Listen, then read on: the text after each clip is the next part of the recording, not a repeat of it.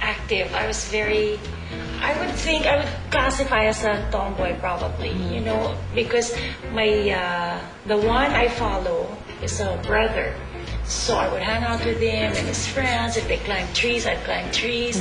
They play marbles, I would. When did you realize that you look different? It really didn't dawn on me that I would end up in the business I ended up in, the career that I ended up in, until I got some offers while I was in school to do modeling. And I never really thought about it much.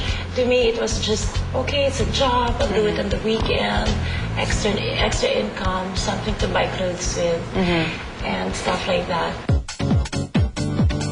My biggest break came when I was offered an exclusive contract with Anne Klein. Believe it or not, there was Anne Klein here before. It was my dream to do an Anne Klein shoot, and I was just so happy to have landed a contract.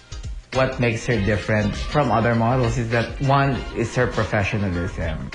I guess she's one model who would always treat designers the way they should be treated. So siguro with that pa lang, that already gives her the edge. You know, she's very easy to get along with.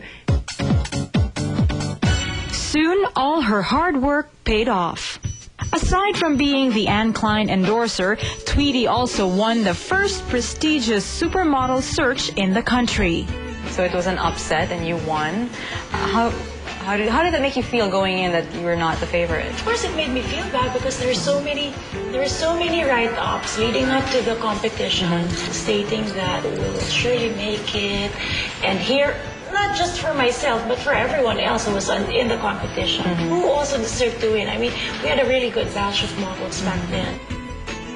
Her catwalk even brought her as far as the ramps of New York, much like her well-known predecessor, Melanie Marquez. You were representing the country. What was that like? And did you feel any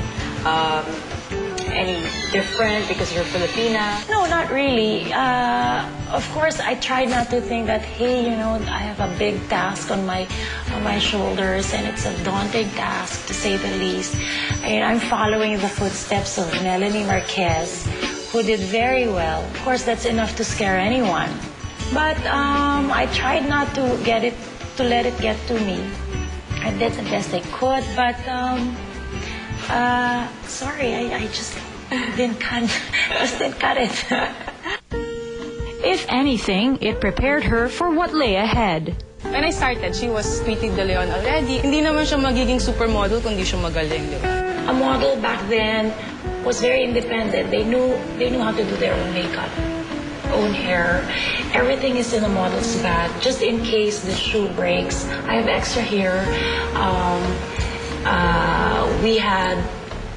We had all the skills. We know how to do couture. We know how to do RTW. We know how to do everything. So we just have to come to work, and the designer or the client doesn't have to worry about anything.